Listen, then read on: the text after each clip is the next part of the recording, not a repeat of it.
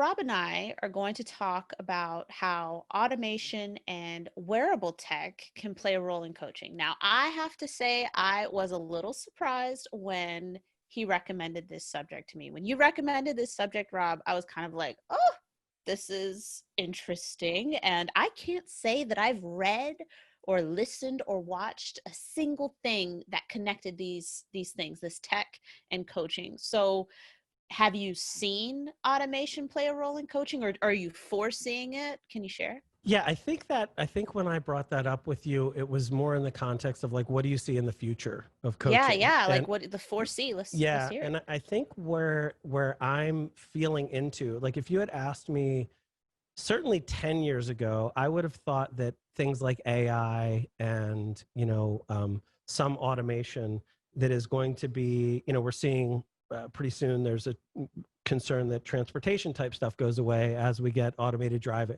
right? And that's a Yeah. huge sector of the economy. And 10 years ago, I would have told you that I thought things like coaching would be one of the last things to get innovated out because there's such a personal element and you have to understand people so much, et cetera. And I'm starting to doubt that. I'm starting to think that, in fact, I'm trying to think about innovating in this space, right? So Mm-hmm.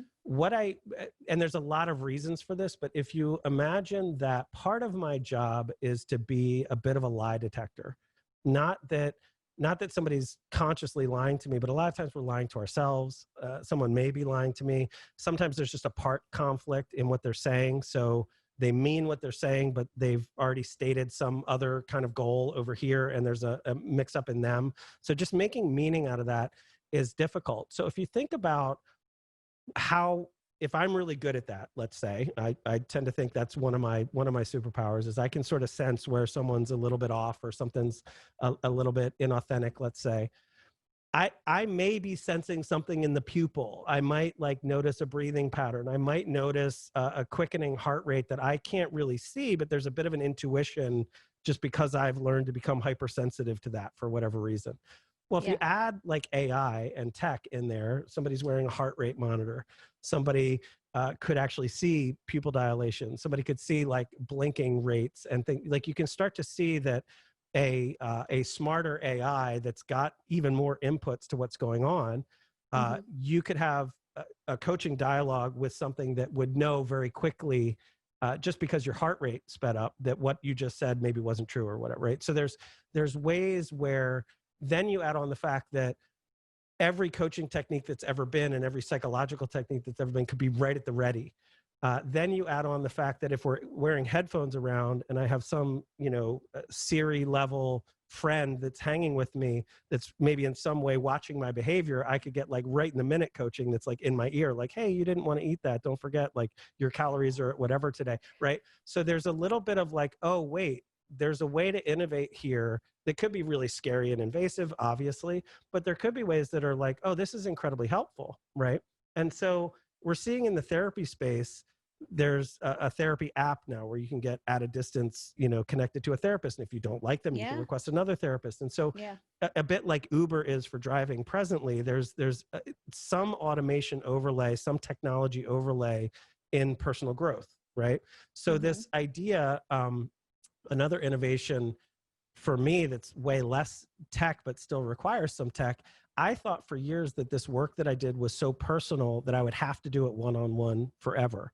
And I had a big epiphany about like, what would it be like to do this in a group? Could I protect the privacy but have them share with me, right? So through doing some of it on a member site where they're privately messaging me, but then I'm coaching in front of the group in vagaries about what they know about, but everybody else can see the pattern. All of a sudden it's happening faster for people because they're getting to see, oh, we're all doing this. And it becomes true for them much more quickly than if I just did it with them and they still think they're a special snowflake that is so different than everybody else. They're starting to see, oh, this is foundational. Like we're all doing this. And then they see their husbands doing it too. And they see, like, and they learn it much more deeply because of that scale to group level. So in 1,000 different dimensions, there's ways where things like wearable, things like AI, things like automation, some form of automation, like a reminder from an app to do a certain thing, right? To habituate Mm-hmm. something. that already exists and can be very helpful if you care about it enough to pay attention and whatever. But if you're committed to something and you want to have support with an app that's dinging or alarming or letting you know what time it is at a certain thing, all of those things, I think we're going to see phenomenal innovations. And I'm already talking to people to do through like recordings and just thousands and thousands of hours of my coaching. Can we analyze that for trends and patterns, and how could we make this some type of a smart system? So, there's nothing to say is coming especially soon, but I know that's going to be happening in the pretty near future. Well, and then when you talk about like apps and looking at like wearables, and we're talking, Google Glasses and things like Yeah. that, but looking at stuff like apps, like just imagining whatever it is that your domain of coaching is, and like you said, like the app dings or it sends a message or whatever, Mm-hmm. but how I would be way more committed if I knew that the app wasn't just dinging for me, but it was dinging and also letting my coach, Yep. like Yep. like you said, like, oh, you said you didn't want to eat that Yep. today, and now Totally. you're like, oh, but the person I'm paying to help me lose weight's also seeing that. Shoot. So you're you know? pointing at the power of social pressure, right? Yeah. So people Yeah. don't get, and that's part of the problem of becoming an entrepreneur all by yourself. No one's Yes. looking, so I can play my games and pretend I'm super busy, but not actually do anything. But not actually do I it. don't have Yeah. to actually go out there and fail. I can stay in my little bubble where I feel like I'll be a success one day, and we can play that game for long. But as we can start to add social pressure in by joining a group coaching program, by hiring an individual coach, by committing out publicly to doing something, we all of a sudden are held to a different standard when people are looking. So that's a great point to say. If it's not just an app that doesn't know anything and who cares, but if that's linked or is going to lead to some report that somebody else is going to see and I'm going to have to be accountable to, you've now added a big layer of social pressure that's powerful. Absolutely, because the app's Yeah. not going to be disappointed in me. If anything, the app's like, It will. oh well. No, it will. It's Oh, gonna will be. it? I'm already friends with Google deeply. Like I'm like, hey, read that Wikipedia article. I'm like, thanks. It's my best friend during this COVID time. So yeah. That's true. That's true. I mean, when I did my fitness competitions, I like everybody knew that I was doing it, and that was part of it for me, is that other people knew I was doing it. So Yeah. they knew, like they saw my giant lunchbox. They were like, "Oh, we know that Sergeant Bowles was doing working out before PT Yeah. because she's just like that."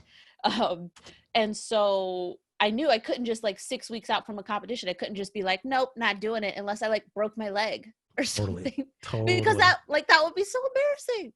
Like just, Totally. oh, it was too hard. Like what? That's what I'm gonna say. I'm in the army. I'm a staff sergeant. I've got soldiers. I'm gonna just tell them it was too hard. Right. Right. Exactly. Yeah. I mean, I'm with my friend, right? And there's COVID, and he's at his house, I'm at my house, and we're both trying to work out and do things.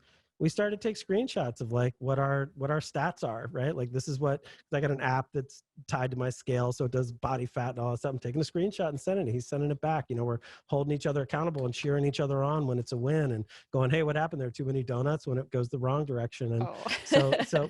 but that kind of accountability is really helpful and motivating and gets you moving. So right. Okay. So you've given so much value here. So I'd like to kind of get an update on you and what you're focusing on this year in terms of the programs that you're really, Mm-hmm. trying to put out there, just to kind of let my audience know where, they'll follow you, sign up for your stuff. But Yeah, yeah, like where are you focusing right now that people can kind of, pop in, take a look? Because I'm sure more for than one sure. person is going to be curious now. Yeah. So if you want to know more about me, I mean, home base is my website, robscott.com. You can find the podcast there. You can find all the other stuff there too. If you're specifically interested in identity shifting, you can go to identityshifting.com and check that out. I have developed many products over the years that are sort of standalone digital products that are really, really helpful. My focus this year is to really dial it back and make identity shifting primary. So Mm-hmm. we're redoing how we deliver that. So in the past, that has been a 6-week breakthrough program that is delivering, all these benefits that I've shared in these talks. What we're doing this year, though, is, and this is based on this idea that there's both wake up and there's grow up. And so what I mean by that is, you can have a meaningful, permanent epiphany in the moment. Like a new idea can be so profound that it truly changes you.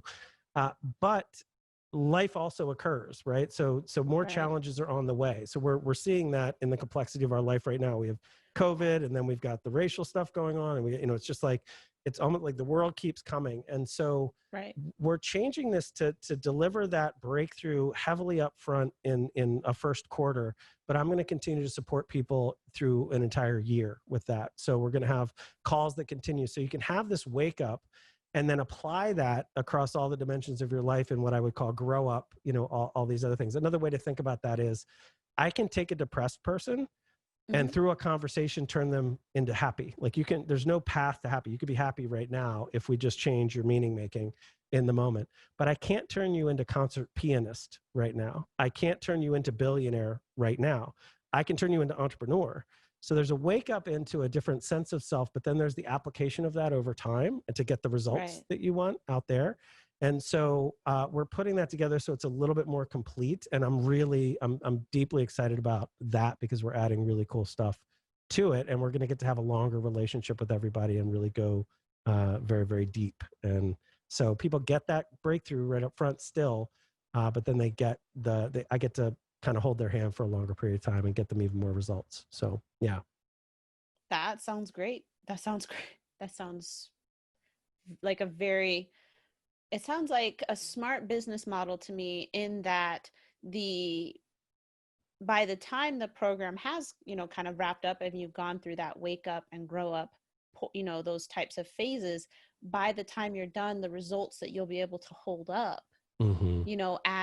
as the person who made that investment, the results that you'll be able to hold up, you'll look back a year from now and you'll just be Yeah. completely different. Well, and people don't realize how they are so focused on one thing. Like you may really be focused on business results, and you can get those in a lot of cases very, very quickly. And then 4 months later, you have like a serious relationship issue. And so Right. I want to be there to go, yeah, these things still hold. Let me show you how to apply it here. Let me show you how you can be better and different in relationship. And then some health thing comes up, right? A family member becomes, and so there's this other crisis that occurs. So I want to be able to hold that through at least that long, Yeah. and then continue to be there for them after that, but really systematize a whole thing where they can just keep growing throughout. Yeah. Yeah. Okay. So where can people follow you? Where can they go and consume more of your content outside of your website? So I'm on all the platforms. You can find me on Facebook. I think I'm Real Rob Scott on Instagram and Facebook. I think I'm just search me out. I'm I slightly will. different names in different places. Twitter's Rob_Scott. Yeah. Sadly, it's a pretty common name, so there's fighting to get those handles. But yeah, we could probably put that in the notes somewhere. I hope, and people can find me Absolutely. wherever they want. I'm on all the places. Okay. Well, thank you so much for joining me today. I'm very excited about getting your interview series out into the world.